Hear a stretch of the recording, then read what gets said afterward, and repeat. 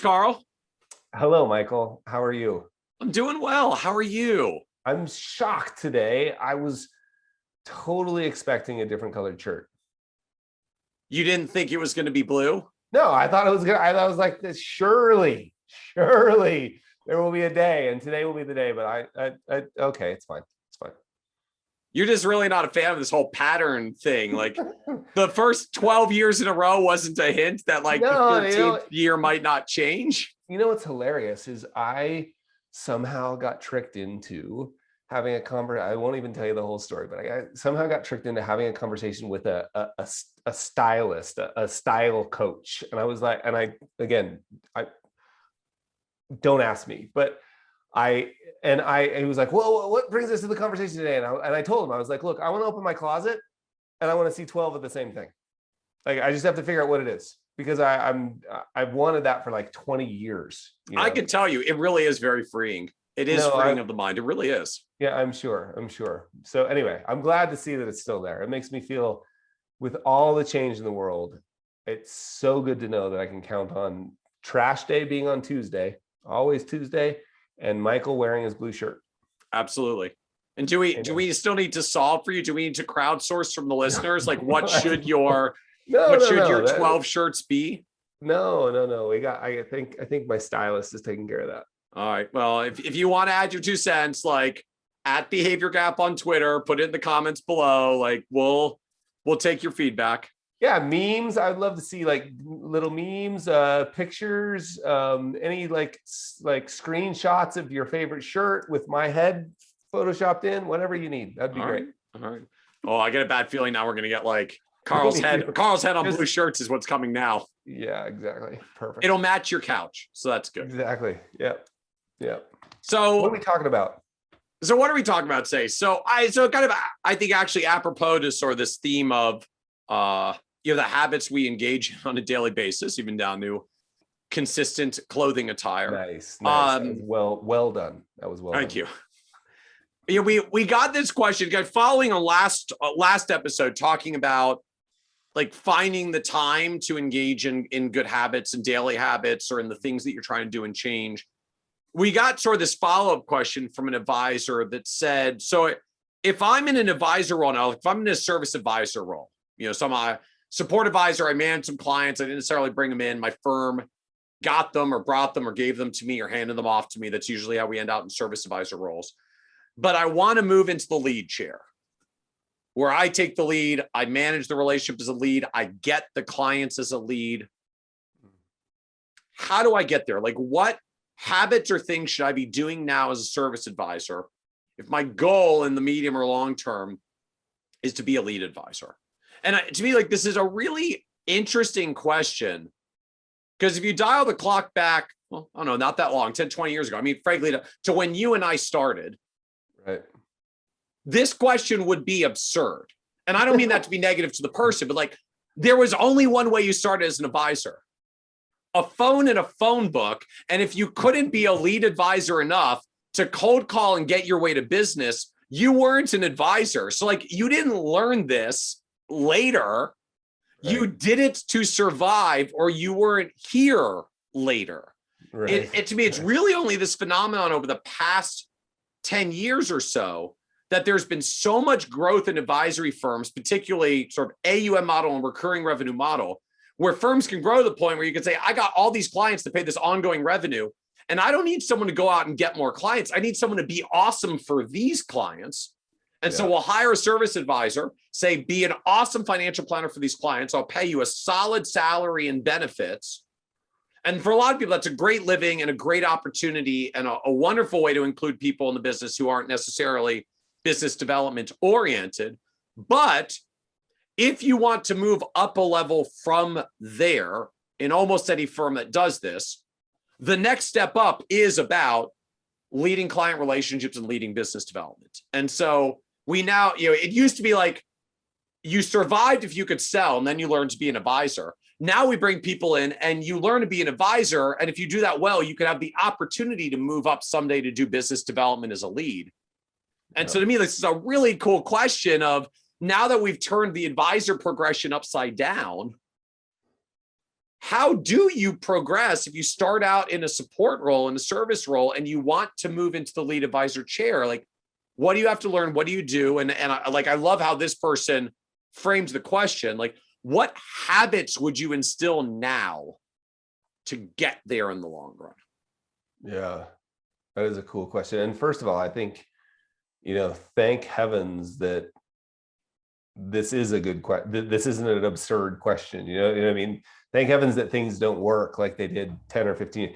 Thank heavens that there's a path into this industry, or at least they're starting to be, because this is one of the most common questions, most common emails I get is like, I don't know how to start in this industry. And the only place that will hire me is, a wirehouse or whatever. And it's great that we're starting to see this, not starting, but the last 5 to 10 years, this has started to develop. I mean, there's still a lot of work to be done, obviously, based on the emails I'm getting from people trying to find work, but it's just great that this is even a thing that we're talking about. So to me, I think in terms of habits, I want to just flip it just a little. From my perspective, I think you'll have much more to add on this, but from my perspective, I'm assuming that some of the technical stuff is kind of table stakes at this point, right? Like, how to do I'll assume like we've got the technical stuff down, like got my CFP certification, know how to, do some pretty cool financial planning strategies. Right. I know how to use a calculator. Made a bunch of plans, did the paraplanner gig. Like, I got that down. I'm trying to get to the next level beyond that. Yeah. So to me, I think of 3 skills, 2 or 3 skills. Number 1, asking really good questions and learning how to listen. And that's really hard. It sounds so simple, but it's really hard. So could you have a prospective client who's never met with anybody at the firm come in, sit down, and you lead that initial, we'll call it a discovery meeting, right? And that to me, the fundamental skill that we are all as humans, and I think in our industry, we're no exception, not particularly good at, is asking really good questions, listening, and particularly the follow-up question, because the answer is never the answer, right? The answer we want is the one behind the first one.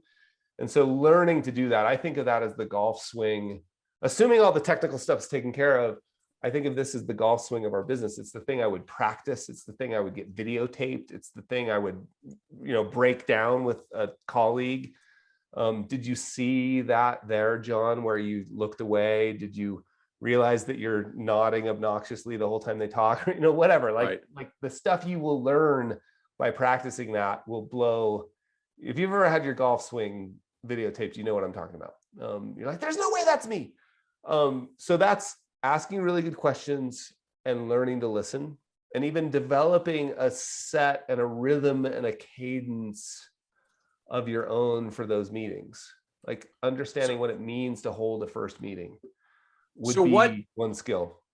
What's my habit though to build up to that?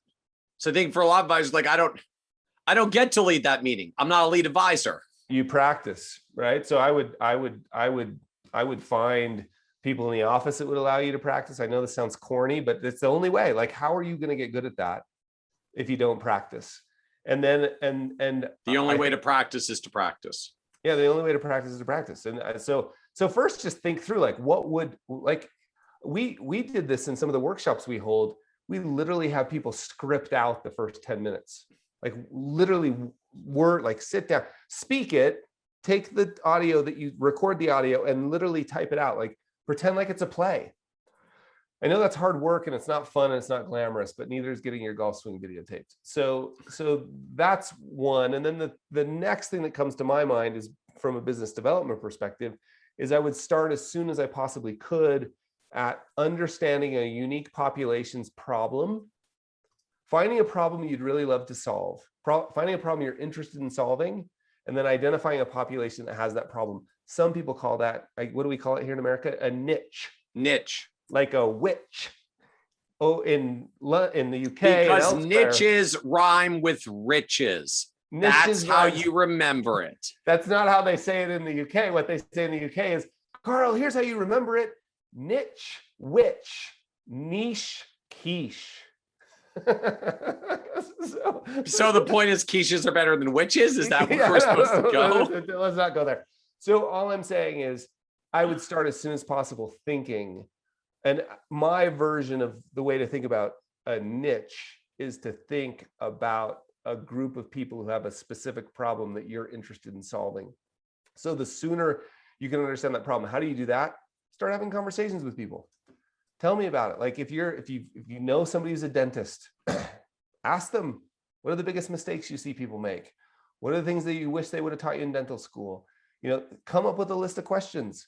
Go ask that set of questions to an entrepreneur you know. Go ask that question to a dentist, an orthodontist, a surgeon, a business owner, a dry cleaner, whatever. Like, start thinking that way. Like, you're trying to identify, because if you can identify that, your business development stuff will explode when it's time.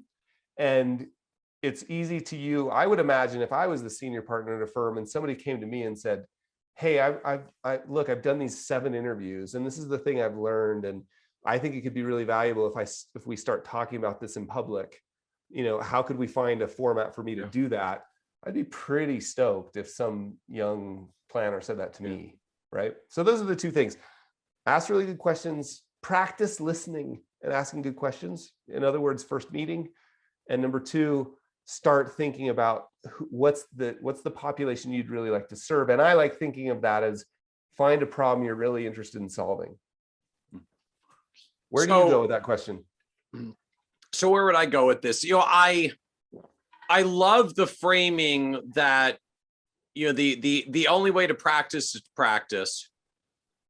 And the only way to get experience is just spending time experiencing it. So, my mind goes to a couple of things here. First, there is some stuff we can do in this kind of the skills building realm. If you don't have opportunities to get into client meetings where you can lead discovery meetings and ask questions and practice this, my mind goes to things like Toastmasters, Dale Carnegie. Like, there are programs that have been around for a long, long time to help get you more comfortable talking to strangers in front of crowds, asking them questions. Because for a lot of us, we're not used to that. That's not natural. It's very nerve-wracking. So great. Like, go to Toastmasters. You'll be in a room with 17 other people who are mostly as freaked out as you, or they were when they started. And maybe they were a little more comfortable because they've been doing it for a while. But get opportunities to do it in spaces that are comfortable and safe, like that, where everybody else is going through the same thing as well, and they're just as nervous as you are. Another one, even I'll give a shout out for, is improv classes. Yeah. Not stand-up comedy, which is about being funny. Improv, which is actually really just about being present in the moment and reacting in the moment and responding genuinely to what's happening in the moment. That's actually what you end up learning in improv. It's not how to get up there and be funny. Improv training actually translates really, really well to professions like financial planning, where you need to communicate with people in real time. You're not the first one to bring that up. I think I'm not going to say this out loud because I don't want to get a bunch of people checking up on me and holding me accountable. But that and learning to play the piano improv and learning to play the piano are 2 things I've always wanted to do that I've never done. And I obviously don't want to do them enough to get your emails. But I'm trying to make a point here. Like, I think that's a really good idea. And please remember, for almost all of us, that idea of signing up to go to Toastmasters, seriously, like that's one of the most, like, that's worse than signing up to go to CrossFit. You know what I mean? Like, now you're really going to get the angry emails from the CrossFitters, Carl. I know. Look, hey, before you send me any emails, remember where I come from. I'm in Park City. All I have to do is say Chris Spieler, and I think you guys will leave me alone. Okay, and Michael won't even know what I'm talking about. But nope. if you know. So just leave me alone. So so all I'm saying is, please know we're all in this together, right? To walk into a room, to voluntarily go through that experience. Like, another way to practice is next time you get invited to a charity benefit or anything that's going to have that terribly awkward cocktail hour thing that most of us really don't. I know there's some exceptions to this. I've got a friend who loves these things, but most people don't. Go, right? Just be on the lookout for practice. Where can I go where I'm going to run into people that I don't know? And how do I introduce myself? And don't think of it as you've got to have an elevator. Please, nobody's suggesting that you go there with an elevator pitch. Just go there and talk to people. Like that's another huge habit that is really hard. And I think because it's really hard, it's really valuable if you can get good at it. And so I think those are some, I think those are some great ideas. Just know we're in this together. Like it's kind of hard. We all know it's okay. The last one that comes to mind to me is just, if you want to learn how to do well as a lead advisor, be in the room with other lead advisors doing their thing with clients, and just see and observe and absorb what they're doing. Yeah. That was hugely impactful for me early on in my career. And you'll find your own style. I found my own style. Yeah, you did.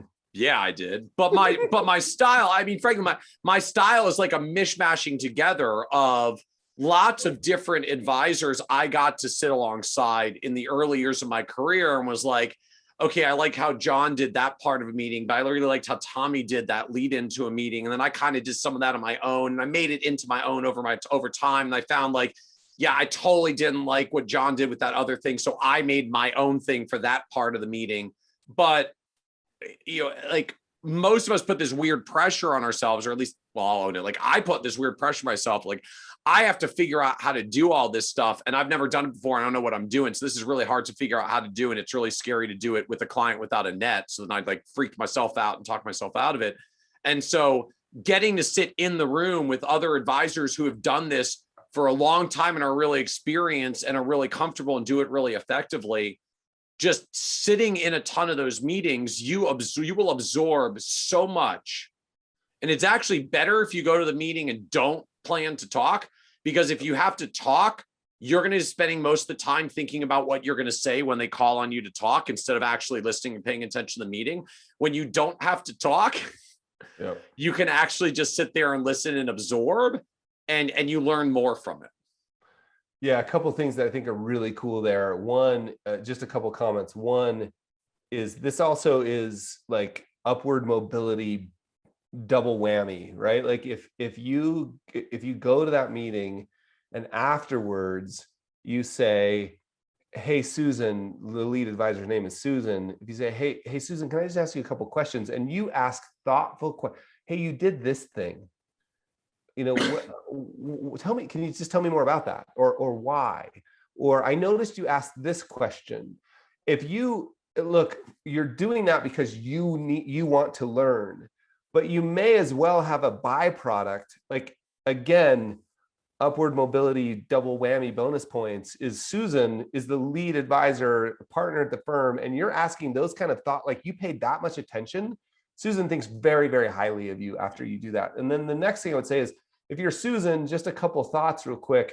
Like, what's your job? Why are you here? Why is that person sitting over there in the room? Well, I'm Susan saying to the client, hey, I've invited John here today. John's a new advisor with us.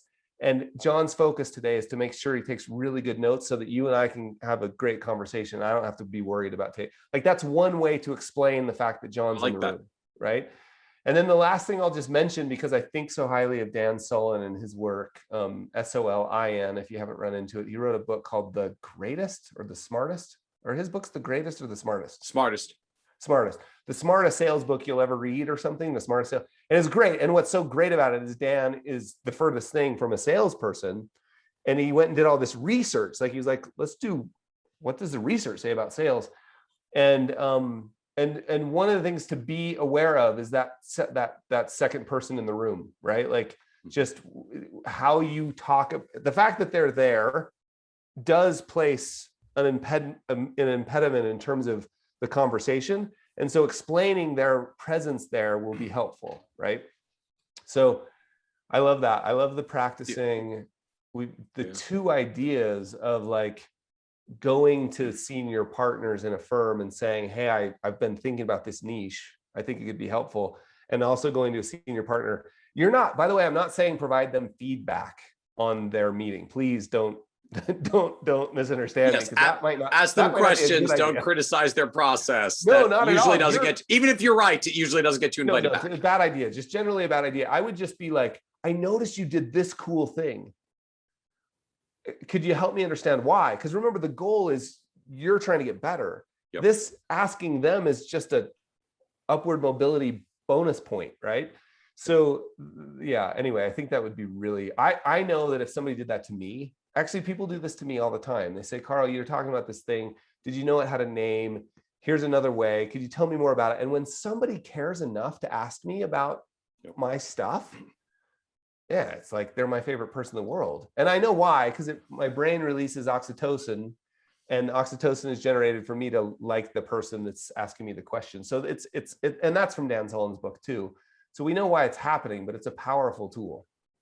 Well, the other thing this reminds me of, kind of wedding a few pieces of this together. So when I was in this stage early in my career, and like very much where this person was, I was in like a paraplanner support. I to be fair, I probably wasn't even a full-on service advisor yet, but I was in kind of a paraplanner support advisor role. And I wanted more exposure to do this, to get to see client meetings and what was going on. And the challenge I had was I couldn't get into the meeting. To be like, hey, John, can I sit in the meeting? And, John would be like, yeah. I like to support, but like you have a lot of work in your current role to do. Like, right. I don't know that we have a lot of time around for you just to like hang out in these meetings because you're curious and want to hang out these meetings. Like, I needed a way to get myself into the meeting. And so the way I got myself in the meeting was actually like a mini version of the niche scenario that you're talking about. So this was back in the early 2000s and like the heyday of variable annuities with living benefit riders. Like the first generation of all the variable annuities with living benefit riders were coming out. Like everybody was coming out with a new one every 3 months. They were changing them every 6 to 9 months because the products were getting iterated on really rapidly. And basically nobody could keep track of all of the different annuity contracts from all the different annuity wholesalers that were being pitched, and then how they were changing on a continuous basis. And so I made the giant spreadsheet that just dissected them all. Like I got all of the annuity product information. I got like the prospectuses and went through them. I got the product information. I called it all together. I put it all in one giant spreadsheet to try to figure out like this one's better for this type of client. This one's better for this type of client. And in the span of about 2 or 3 months of kind of working my butt off on that, I became the expert in the firm on all the different annuity products. And so now when we needed to talk to a client about an annuity product, it was suddenly like, we should bring Kitces into this meeting because like he knows all the product he thinks is cold. He can just say like, well, this rider works this way and that rider works that way because they knew I knew my stuff. And all of a sudden I was getting invited to sit in the meeting. And it was particularly good because at the end of the day, like this is a 2-hour meeting. At some point around hour 140, someone's going to ask a question about the annuity stuff and it's game on for me for about 3 minutes until I wrap up my little spiel. And the remainder of the 2-hour meeting, I just get to sit there and observe and do all the learning stuff that we're talking about and trying to figure out like, how would I handle that? What would my groove be? And learning the style. And because we had multiple advisors in the firm and I was the one go-to expert, I got to sit with multiple different advisors who each ran their client meetings differently and got exposed to a lot of different styles, all built off of, I made my own little mini expertise. This was early in my career days. If you asked me anything in that meeting besides like a question about one of the annuity products I had researched, I was going to clam up and freak out and like, I'm sure just lose all ability to communicate like a rational human being in a giant ball of like fear and anxiety. But like, ask me about the annuity thing. Like I knew that stuff cold. I studied my backside off. I knew those questions. I knew how to answer those questions. And so I could answer those confidently enough to get through that moment. And then the rest of the time I just got meeting time. And like that was how I got my foot in the door to be able to get the client facing time over and over and over again. And suddenly I went from couldn't convince them to let me to sit in a client meeting to all of a sudden I got to sit in on 6 client meetings a week. And then the learning curve takes off. Yeah, that's amazing. And I just want to wrap. I want to point something out. We could spend a whole episode on this, but that's so cool that you did that. Like the idea of, since we sort of are also talking about upward mobility, like moving from service advisor to lead advisor, noticing a problem, noticing something that and by problem, I just mean it in the definitional sense, like a math problem. I don't mean like emotion. There's no emotion. Like the problem here was there's a lot of annuities to keep track of, right? And noticing a problem and then just deciding to solve it. You know, like, and showing up one day and go, hey, I built this spreadsheet. I think you guys might like it. You know, like I was thinking through like being the firm expert on ESG right now, right? Understanding all the socially responsible, environmental, sustainable products. Like you and I could make a list of 20 things off the top of our heads that could be potential problems. I would just, if that's a habit, right? It's a habit. If you can look around and notice like, hey, every time somebody goes to get a copy made of something, this thing happens, like, you know, hey, I fixed that, right? Like, look to become a valuable resource. And you did this in your, you know, you, like you said, you worked your backside off, you studied, you learned. People, and we always think like nobody notices. Oh my gosh, people notice. So anyway, I think we've packaged together a couple of things that really help with, beyond just service to lead, like just the idea of upward mobility within a firm. Make yourself valuable. And the last thing I'll say on this is I've also noticed some people who are really good at deflecting credit and accepting blame. And I love that idea too, of like, you know, like looking for ways to make the lead advisor look good. Right. And not needing, because the lead advisor will know exactly who deserves credit for knowing all the annuity products, you know, like they'll know. Nobody else need, like, looking to make the lead advisor look good is another habit that I would cultivate if I was looking to have upward mobility in a firm. Awesome. Well, thank you, Carl. Pleasure. Super fun, Michael. Talk to you next time. As always.